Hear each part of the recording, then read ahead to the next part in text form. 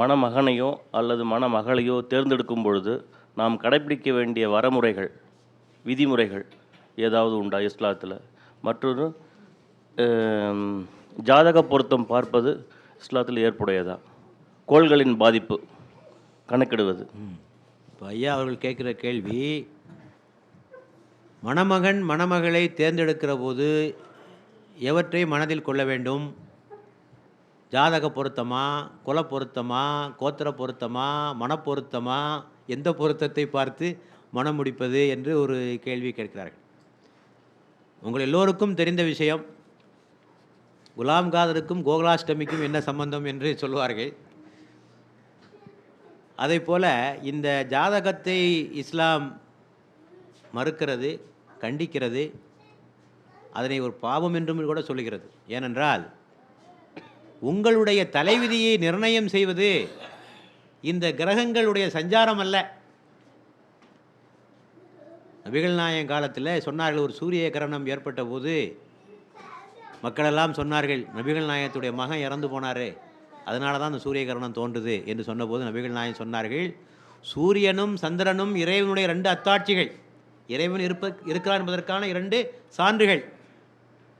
அங்கே நடக்கிற மாற்றங்களுக்கும் மனிதனுடைய இறப்பு பிறப்புக்கும் எந்த சம்பந்தமும் இல்லை என்று சொன்னார்கள். அங்கேயும் இங்கேயும் முடிச்சு போடாதையா, வானத்துக்கும் பூமிக்கும் முடிச்சு போடுற, இதுக்கு என்ன சம்பந்தம் இருக்குது?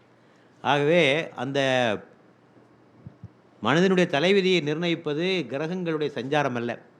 மனிதனுடைய தலைவிதியை நிர்ணயிப்பது முதலாவதாக இறைவன். இறைவன் சில விஷயங்கள் நிர்ணயம் செய்கிறான். இவனுக்கு இவ்வளோதான் அறிவு இருக்க வேண்டும், இவனுடைய வாழ்க்கை பிழக்க வேண்டும், எவ்வளோ காலம் வாழ வேண்டும், இதெல்லாம் யார்? இறைவன் முடிவு செய்கிறான். சில விஷயங்களை அவனே முடிவு செய்கிறான். அவனுடைய உழைப்பு, அவனுடைய திறமை, அவனுடைய சேமிப்பு, இவையெல்லாம் அவனுடைய வாழ்க்கையை முடிவு செய்கின்றன. சில விஷயங்களை சூழ்நிலைகள் முடிவு செய்கின்றன. அவன் வாழ்கிற சூழ்நிலை அவனை கொண்டு போகிறது. ஆக இவைதான் மனிதனை முடிவு செய்கின்றன தவிர இந்த ஜாதகங்கள் நம்முடைய தலையெழுத்தை முடிவு செய்வதல்ல. ஆகவே தீதும் நன்றும் பிறர் தர வார, அடுத்தவன் சொல்லி ஒன்றும் வர்றதில்லை, நாம் தேடிக்கிறதா. ஆகவே இஸ்லாம் சொல்லுவது, முதலாவது பொருத்தம் மனப்பொருத்தம். 2 பேருக்கும் பிடிச்சிருக்கணும். ஆகவே இருவருடைய சம்மதம் அவசியம். சம்மதமின்றி மனம் செய்து கொள்ளக்கூடாது. பெருமானாரிடத்திலே ஒரு பெண்மணி கேட்டாள், எனக்கு சம்மதம் இல்லாமலே என்னை மனம் முடித்து வைத்து விட்டார்கள், எனக்கு பிடிக்கலை, நான் என்ன செய்கிறது அப்படின்னு பெருமானாரிடத்திலே ஒரு பெண்மணி கேள்வி கேட்டாள். இப்போ நபிகள் நாயகம் சொன்னார்கள், இஷ்டம் இருந்தால் வாழ்ந்துக்கோ, இல்லாட்டா பிரிஞ்சிரு. அந்த அம்மா சொன்னாங்க, நான் அவரோட தான் வாழ போகிறேன். எதுக்கு இந்த கேள்வி உங்கள்கிட்ட கேட்டேன் தெரியுமா? உங்கள் வாயால் வரணும். பெண்களின் சம்மதமின்றி பெண்களை யாரும் மணந்து கொள்ளக்கூடாது என்று உலகத்திற்கு விதியாக்க வேண்டும், அது உங்கள் வாய் மூலமாக வர வேண்டும் என்பதற்காகத்தான் இந்த கேள்வி நான் உங்களிடத்திலே கேட்டேன் என்று அந்த காலத்தில் அவ்வளோ துணிச்சல் இருந்திருக்கு பெண்களுக்கு அப்படிப்பட்ட கேள்வியெல்லாம் கேட்குறது. ஆகவே சம்மதம் இல்லாமல் கல்யாணம் பண்ணக்கூடாது. நபிகள் நாயகம் சொன்னார்கள், கன்னி பெண்ணாக இருந்தால் அவரிடத்திலே கேளுங்கள், அவள் மௌனமாக இருந்தால் சம்மதத்துக்கு அறிகுறி. விவாகரத்து செய்யப்பட்ட பெண் ஆக இருந்தால் வாய் திறந்து அவள் பதில் சொல்ல வேண்டும் என்று ஒரு விதியை நபிகள் நாயகம் விதித்திருக்கிறார்கள். விவாகரத்து செய்யப்பட்ட பெண்ணுக்கு மறுமணம் முடிக்கிற போது அவள் வாய் திறந்தே சொல்ல வேண்டும் தன்னுடைய சம்மதத்தை. அவள் சும்மா இருந்தால் விட்டுறக்கூடாது, வாய் திறந்தே சொல்ல வேண்டும். லா யஹில்லுலக்கும் அன் தரிது நிசா கரஹா, குர்ஆன் சொல்லுகிறது, பெண்களை கட்டாயப்படுத்தி உங்களுக்கு சொந்தமாக நீங்கள் ஆக்கிக் கொள்ளாதீர்கள். ஆக அன்றைய அரபு உலகத்திலே பெண்கள் ஒரு வியாபார பொருளாக கருதப்பட்டார்கள், ஒரு கமர்ஷியல் கமோடிட்டி. என்ன பொம்பளைட்ட என்ன கேட்குறது, அவ சம்மதத்தை என்ன அவகிட்ட கேட்குறது? கடைச்சரக்கிட்ட யார்ட்டா கேட்குறாங்களா? இந்த வெங்காயம் எந்த வீட்டுக்கு போறியான அந்த வெங்காயத்தை போய் யாரும் கேட்குறாங்களா? என்ன கேட்குறது இல்லை. அதே மாதிரி பெண்கிட்ட போய் என்ன கேட்குறது? இந்த முறையை பெருமானார் மாற்றி அமைத்தார்கள். ஆகவே பெண்களுடைய சம்மதமின்றி திருமணம் முடித்து கொள்ளக்கூடாது. ஆக மனப்பொருத்தம், ஒருவரை ஒருவர் பார்த்து கொள்ள வேண்டும் என்று சொன்னார்கள். பார்க்காம முடிக்கக்கூடாது, பார்க்கணும். இப்போ இருக்குது, சில வீடுகளில் இருக்குது, சில இடத்துல இல்லாமல் இருக்குது. பார்க்க வேண்டும். பெருமானாரிடத்திலே ஒருவர் சொன்னார், நான் இந்த பெண்ணை மணமுடிக்கப் போகிறேன் என்று சொன்னார். நபிகள் நாயகம் கேட்டார்கள், அந்த பெண்ணை பார்த்தாயா என்று கேட்டார்.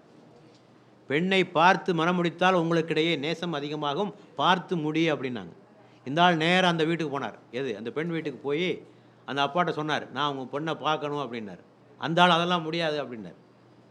இந்த உரையாடலை கேட்டுக்கொண்டிருந்த பெண் வெளியே வந்து விட்டார். பார்த்துக்கப்பா என்று சொல்லிவிட்டு. இப்போ கல்யாணம் வாழப்போகிற மனைவியை பார்க்காம எப்படிங்க கல்யாணம் முடிக்க முடியும்? முதல் நாள் அன்று அதிர்ச்சி காத்திருக்கும். நீங்கள் பார்க்கவில்லை என்று சொன்னால் முதல் நாள் அன்று அதிர்ச்சி காத்திருக்கும் இல்லையா? ஆக இதுவே பல குழப்பங்களுக்கு காரணமாக அமைந்திருப்பதை நம்மாலே பார்க்க முடிகிறது. ஆக சம்மதம், பார்த்தல், ஏன் இஸ்லாத்தினுடைய பார்வையே திருமணம் என்பது ஒரு கான்ட்ராக்ட். நான் அடிக்கடி சொல்லிக் கொண்டிருக்கிறேன், ஒப்பந்தம். கான்ட்ராக்ட்னா ரெண்டு பேரும் ஒப்பந்தங்களை போடலாம். நான் இதெல்லாம் விரும்புகிறேன், நான் இதெல்லாம் விரும்புகிறேன், இதற்கு சம்மதித்தால் மனம், இல்லாவிட்டால் இல்லை என்று சொல்வதற்கு இருவருக்கு உரிமை இருக்கிறது. ஆனால் துரதிருஷ்டவசமாக அவையெல்லாம் இப்போது வழங்கப்படவில்லை என்பதுதான் கவலைக்குரிய விஷயம். ஆக இந்த மனப்பொருத்தம் இது முக்கியமான ஒன்று. ரெண்டாவது பொருத்தம் ஒழுக்க பொருத்தம். ஒழுக்க பொருத்தம் நபிகள் நாயகம் சொன்னார்கள், ஆண்களை பார்த்து சொன்னார்கள், ஒரு பெண் 4 காரியங்களுக்காக மனம் முடிக்கப்படுகிறாள். அழகுக்காக மனம் முடிக்கப்படுகிறாள், குலத்திற்காக மனம் முடிக்கப்படுகிறாள், அடுத்தபடியாக வம்ச விருத்திக்காக மனம் முடிக்கப்படுகிறாள், செல்வத்திற்காக மனம் முடிக்கப்படுகிறாள், மார்க்க பக்திக்காக, இறை பக்திக்காக மனம் முடிக்கப்படுகிறாள். இந்த 4 விஷயங்களுக்காக ஒரு பெண் மனம் முடிக்கப்படுகிறாள். நீங்கள் என்ன செய்யுங்கள்? ஃபொல்ஃபர் பிதாத்தி தீன், ஒழுக்க மார்க்க பக்தியுடைய பெண்ணையே நீங்கள் தேர்ந்தெடுத்துக் கொள்ளுங்கள் என்று சொன்னார்கள். ஆக ஆண்களை பார்த்து சொன்னது, குலத்துக்கு முக்கியத்துவம் கொடுக்காதே, அழகுக்கு முக்கியத்துவம் கொடுக்காதே, பணத்துக்கு முக்கியத்துவம் கொடுக்காதே, ஒழுக்கத்துக்கு முக்கியத்துவம். அதே மாதிரி பெண்களை பார்த்து சொன்னார்கள், தீனஹு வ ஹுலுக்கஹு, மார்க்க பக்தியும் ஒழுக்கமும் உள்ள ஒரு ஆணை நீ தேர்ந்தெடுத்துக்கொள். ஆக இதற்குத்தான் முக்கியம் தர வேண்டும். அப்படின்னா பிடிக்காத பெண்ணை முடிக்கணும்னு அவசியம் இல்லை. நீங்கள் பாருங்கள், உங்களுக்கு பிடிச்சா முடிங்க. அதுக்காக உங்களுக்கு ஒரு பெண்ணே பிடிக்கல, ஒரு ஆணை பிடிக்கலன்னா அதுக்காக முடிச்சு தான் ஆக வேண்டும் என்று கட்டாயம் ஒன்றும் இல்லை. உங்களுக்கு பிடித்தமான பெண்ணை மனம் முடிந்து கொள்ளுங்கள். ஆனால் நீங்கள் எதற்கு முன்னுரிமை தர வேண்டும் என்று சொன்னால் ஒழுக்கத்துக்கு முக்கியத்துவம். பல பேர் இன்னைக்கு கஷ்டப்படுறான். முடிச்சு கொடுத்துட்டு லண்டன் மாப்பிள்ளை, அமெரிக்கா மாப்பிள்ளை தான் அவன் அங்கே ஒரு பொண்டாட்டி வச்சுக்கிட்டு இருக்கான், இங்கே லண்டனில் ஒரு பொண்டாட்டி வச்சுக்கிட்டு இருக்கான். அப்போ தான் கவலைப்படுறான், இவனுக்கு போய் முடிச்சு கொடுத்தனே, இங்கேயே ஒரு ஏழைக்கு முடிச்சு கொடுத்தா என் புள்ள நல்லா இருந்திருக்குமே என்று கவலைப்படுகின்ற பல பெற்றோர்கள் நம்மால் பார்க்க முடியும். ஆக இந்த புற கவர்ச்சிக்கெல்லாம் அதிக முக்கியத்துவம் தராதீர்கள். அவையெல்லாம் கொஞ்ச காலத்திலே மறைந்து விடக்கூடியது. ஆக அவைகளெல்லாம் முக்கியம். ஆக மனப்பொருத்தமும் ஒழுக்க பொருத்தமும் தான் இந்த திருமணத்திற்கு அடிப்படையாக அமைந்திருக்க வேண்டும். அத்தகைய திருமணங்கள் தான் காலத்திற்கும் நிலைத்து இருக்கக்கூடிய ஒரு திருமணமாக அமையும். அன்புக்குரிய நேயர்களே, உங்களுக்கு ஒரு வேண்டுகோள். இந்த நிகழ்ச்சியில் நீங்கள் கேள்வி கேட்க விரும்பினால் உங்கள் கேள்விகளை கீழ்கண்ட தொலைபேசிக்கு வாட்ஸ்அப் மூலமாக நீங்கள் அனுப்பி வையுங்கள். தெளிவாகவும் சுருக்கமாகவும் எழுதி அனுப்ப வேண்டும். நீண்ட பத்தியை நீங்கள் எழுதினால் எங்களுக்கு சிரமமாக இருக்கும். தெளிவான முறையில் சுருக்கமாக அனுப்புங்கள். ஒரே ஒரு நிபந்தனை, முஸ்லீம் அல்லாதவர்கள் மட்டும்தான் கேள்வி கேட்க வேண்டும். முஸ்லீம்களுக்கு கேள்வி கேட்பதற்கு வேறு பல வாய்ப்புகள் இருக்கின்றன. பள்ளி வாயிலில் கேட்டுக்கொள்ளலாம், இமாம்களை சந்தித்து கேட்டுக்கொள்ளலாம். ஆகவே இந்த இடம் முஸ்லீம் அல்லாதவர்களுக்கானதே. ஆகவே முஸ்லீம் அல்லாத சகோதரர்கள்